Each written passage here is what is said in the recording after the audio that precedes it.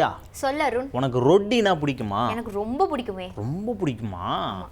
அதாவது இங்கே ஒருத்தங்க வினோதமான முறையில் ஒரு ரொட்டி செஞ்சுருக்காங்க. அது ரொம்ப ரொம்ப டேஸ்ட்டாக இருக்குமா. வினோதமான முறையில் ரொட்டியா? ஆமாம். எப்படி தெரியுமா, இந்த செத்துப்போன உடல் இருக்கும்ல, மம்மியோட உடல், அது வந்து ஒரு 5000 வருஷம் பழமையான உடலாம் அது.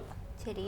அதிலிருந்து சில நுண்ணுயிரிகள்லாம் எடுத்து ஒரு சுவையான ஒரு ரொட்டியை செஞ்சுருக்காங்க.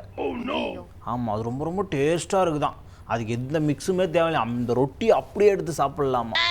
அதில் ஒரே ஒரு பீஸ் மட்டும் உனக்கு ஆர்டர் போட்டிருக்கேன் நான். ஐயோ எனக்கு வேணாம்ப்பா, நீ சொல்லும் போதே எனக்கு அப்படியே பரட்டிக்கிட்டு வருது. இதில் வேற ஐயோ எனக்குலாம் வேணாம், நீ வேணா வாங்கி சாப்பிடு. உனக்கு பரட்டிக்கிட்டு வந்தாலும் சரி, உருட்டிக்கிட்டு வந்தாலும் சரி, அதெல்லாம் எனக்கு கவலை கிடையாது. நான் வந்து ஒரு ரொட்டி ஆர்டர் போட்டிருக்கேன். அங்கேருந்து இத்தாலியிலேருந்து ஆர்டர் போட்டிருக்கேன் உனக்காக. அந்த ஒரே ஒரு பீஸ் மட்டும் அழகாக எடுத்து நான் உனக்கு ஊட்டி விடுவேன்னா நீ சாப்பிடுவேன். சரி அருண், இதெல்லாம் உண்மையாகவே நடந்துச்சா? அட சத்தியமாக நடந்துச்சு, உன் மேலே சத்தியமாக நடந்துச்சு. இல்லைன்னா நான் சொல்லுவேனா? அப்படியா? எங்க நடந்துச்சு இது? அதை பத்தி சொல்ல.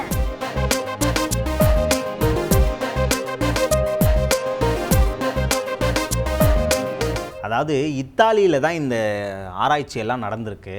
இத்தாலியோட யூராக் ரிசர்ச் அப்படிங்கிற நிறுவனத்தோட மம்மியை பற்றிக்கு ஆய்வு செய்யக்கூடிய ஒரு ஆராய்ச்சியாளர்கள் குழு இருக்குது. அந்த குழு தான் இந்த ஆராய்ச்சியை மேற்கொண்டிருக்காங்க. அதாவது கொஞ்சம் 1991 ஒரு பனி மனிதனோட உடல் வந்து கண்டுபிடிக்கப்படுது.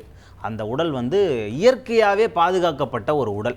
எப்போ இறந்து போனாங்கன்னே தெரில. 5000 வருஷத்துக்கு முன்னாடி இறந்து போன ஒரு உடல் வந்து அந்த பனியில் வந்து அப்படியே பாதுகாக்கப்பட்டு ரொம்ப காலமாக இருந்திருக்கு. பனியிலே பாதுகாத்து. ஆமாம், அது வந்து அப்போ நடந்த ஒரு பனிச்சரிவு. அப்போ அந்த உடல் வந்து கிடச்சிருக்கு, நமக்கு கிடச்சிருக்கு. அதை எடுத்துகிட்டு வந்து ஆய்வு பண்ணும்போது இந்த உடல் வந்து கிட்டத்தட்ட 5000 வருஷத்துக்கு முன்னாடி இருந்த ஒரு மனிதனோட உடலாக இருக்கும், ரொம்ப பழமையானது அப்படின்னு சொல்லிட்டு அதை மம்மியாக மாற்றி அதை பராமரிச்சுட்டு வந்தாங்க.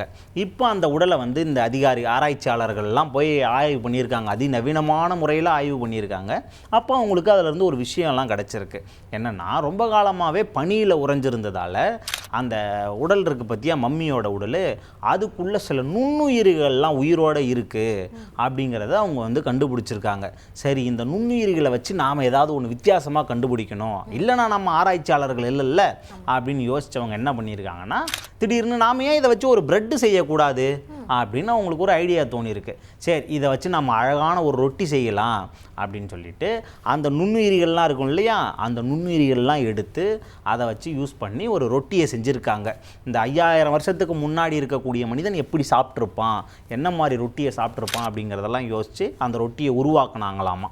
அருண், என்னதான் இருந்தாலும் அது ஒரு டெட் பாடி அருண். அதுல இருந்து எப்படி அருண் அது செஞ்சிருப்பாங்க? நீ மம்மி படம் பார்க்கலையா? அந்த உடம்புல இருந்து அப்படியே ஒரு லேயரை பிச்சு எடுத்து சாப்பிடுவாங்க தெரியுமா? அதை விடவா கேவலமா இருக்க போது. அதாவது இதை சாப்பிட்றதுக்காக பண்ணுறாங்களா என்னன்னு தெரியல. ஏதோ ஒரு கண்டுபிடிப்பு அப்படின்னு சொல்லிட்டு கண்டுபிடிச்சிருக்காங்கன்னு நினைக்கிறேன். எப்படி சாப்பிடுவாங்கன்னு தான் யோசிக்க வேண்டியதாக இருக்குது. இதுக்கே நீ இப்படி சொல்கிறையே, இவங்க ரொட்டி தானே கண்டுபிடிச்சாங்க. இப்போ அடுத்ததாக இவங்க என்ன தெரியுமா கண்டுபிடிக்க போகிறாங்களாம்? ஒரு பீர் ஒன்று கண்டுபிடிக்க போகிறாங்களாம் மம்மியிலேருந்து. ஆமாம், அந்த மம்மியில் இருக்கக்கூடிய நுண்ணுயிரிகள்லாம் இருக்குல்ல, அதை வச்சு ஒரு பியர் ஒன்று தயாரிக்க போகிறாங்களாம்.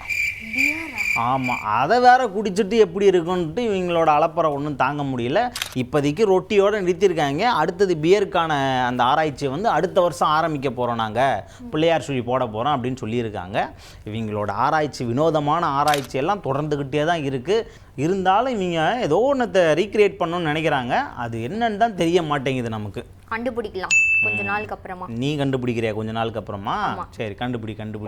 ஓகே மக்களே, அதனால் இவங்க இந்த ஆராய்ச்சியாளர்கள்லாம் என்ன பண்ணியிருக்காங்க அப்படின்னு பார்த்தீங்கன்னா, மம்மியோட உடல்ல இருந்து அந்த நுண்ணுயிரிகள்லாம் எடுத்து ஒரு ரொட்டியை செஞ்சுருக்காங்க. கூடிய விரைவில் ஒரு பியரை செய்ய போகிறாங்களாம்.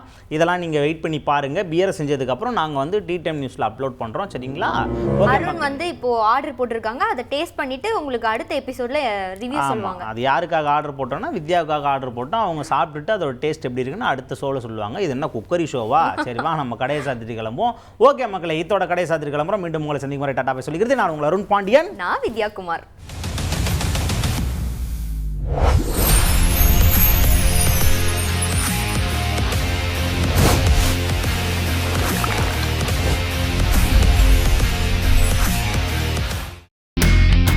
இனி செல்லும் இடமெல்லாம் செய்தி.